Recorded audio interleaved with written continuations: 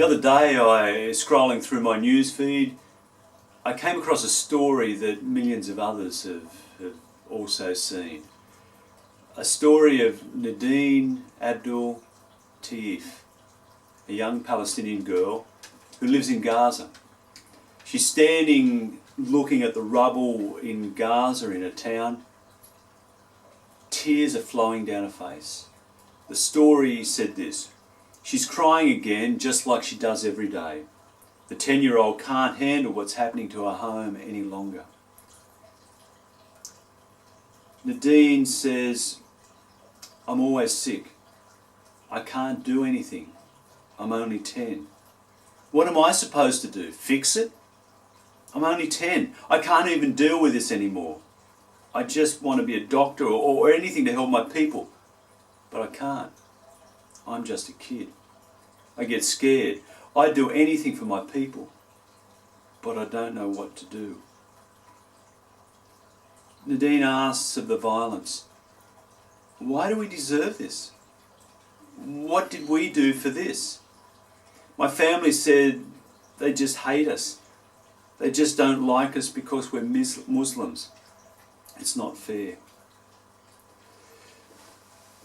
Nadine, one of many children and young people, also men and women, innocent victims of violence in the world. Men, probably largely men, some women too, gather in groups. Some are political leaders, some are terrorist or other organisations. And for whatever reason, some in defence, some in desperation, who knows? The complexities of violence are too much for me to comprehend fully. They resort to violence, the ways of violence to resolve their issues. Violence seems to be the way for many. They believe there'll be peace. When someone drops bombs on me, I drop bigger bombs on them. When someone attacks me, I attack them back with a bigger army or a bigger force. That's the way of our world too often. And sadly, it's the innocent people, it's the Nadines of this world who suffer. It's the children. As Nadine rightly says, what has she done? What can she do to fix it? How can she change anything? She's just a kid. And yet it's her who suffers, who bears the unbearable trauma of this violence. Who knows where it'll end? The sad thing for me is that it's two of the world's biggest religions, Judaism and Islam, two monotheistic religions who share the same roots way back, Father Abraham, who share much of the same scriptures in the Old Testament, the first 5 books, the Psalms and others, who pray and seek the will of God, but who resort to violence. This week, this Sunday, across the world, Christians across the world will celebrate Pentecost. For some, it signifies a birthday of the church, and I guess I've taken that line at times. But it's a story that comes to us from Luke's story of Jesus, or his second volume, which is really the story about the early Christians and about how this way of Jesus spread. For some people, they like to think it was the beginning, the birth of a new religion. And I suppose it's become that as we've institutionalised faith and put structures and boundaries and belief systems around it. I'm not convinced that's what Jesus, or Paul for that matter, were on about. But in this early story, of Luke's early story in the book of Acts, he tells of the disciples and followers of Jesus gather together in this room. It's a time between the times, I suppose. They're waiting for what will be next. It's been 7 weeks since that first Easter. And this is the festival of Pentecost, the week of weeks. The festival of weeks, 50 days after the Passover, or in their case, the first Easter. And people are gathered in Jerusalem for this festival. And these disciples and followers are praying and worshipping together. Maybe they're celebrating the Feast of Weeks, Pentecost, out of their Jewish roots. Maybe they're just trying to understand what will come next for them. And as Luke describes it in Luke's way, this apocalyptic moment seizes them. This moment that breaks into their experience and turns their world upside down. Luke, in his way, describes it in terms of light and sound and wonder and stuff happening. A sound like the wind blowing through them. Like tongues of fire resting on people. And the Spirit of God descending on this people in a new way. To liberate them into the new way of God, the way that Jesus proclaimed and spoke of and led them into. The other thing that happened in this is that these people spoke in the languages of the world that they knew.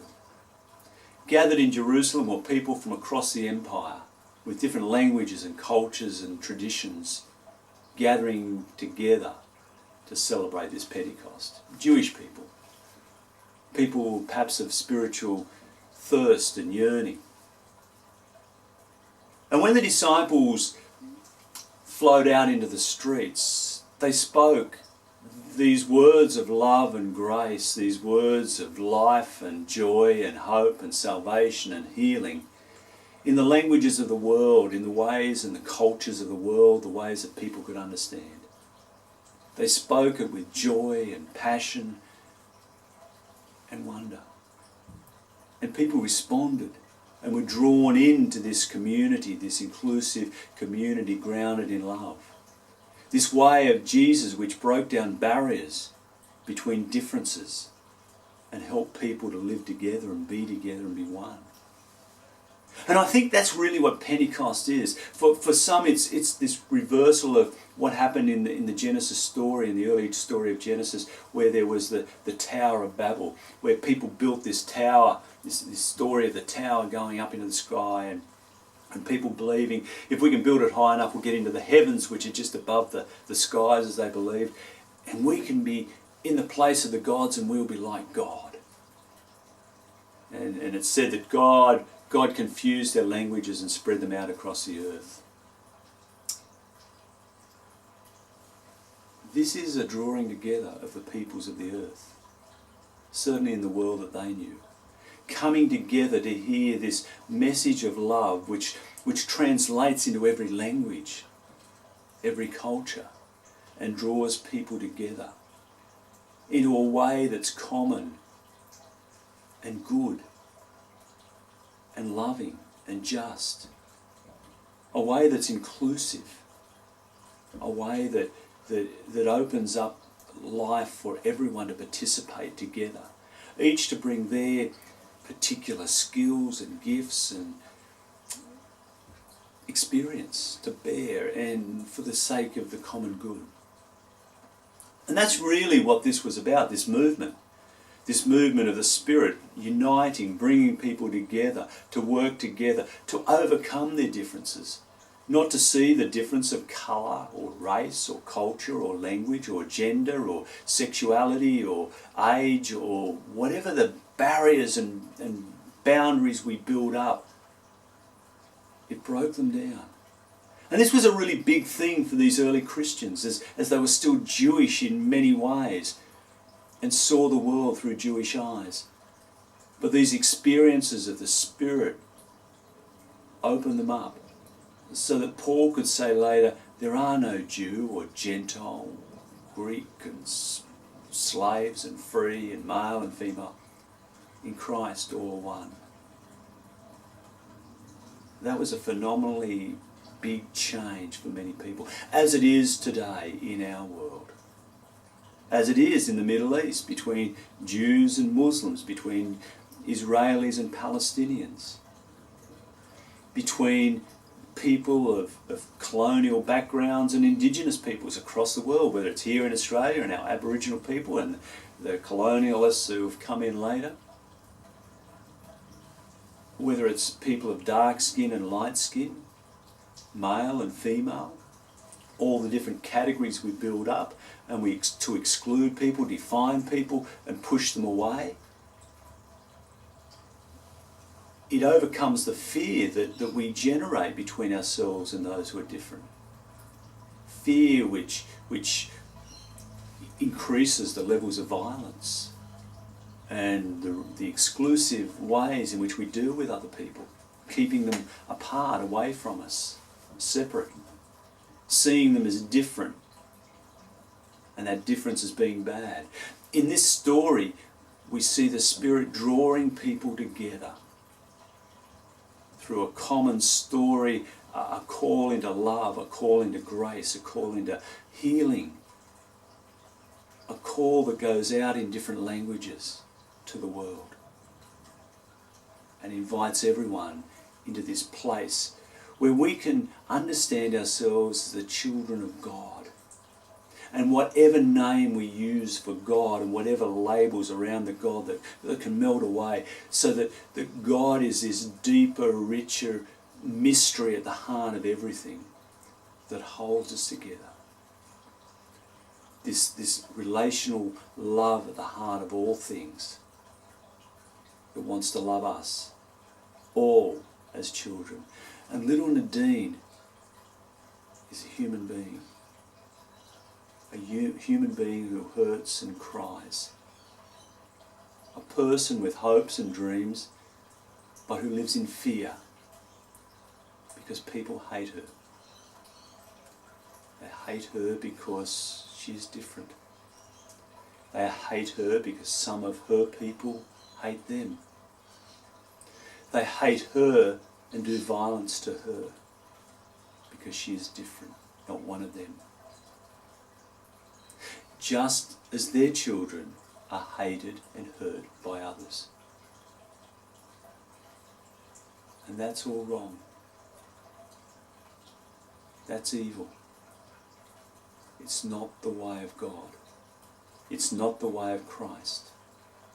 And this Pentecost story, if nothing else, stirs up in me this realization, this understanding, this awareness that God's love is for everyone, and that this power of the Spirit calls us into a bigger human family as God's children together. We will be different. We will see the world different. We will experience it differently. And those differences can bring colour and shade and wonder to our common experience.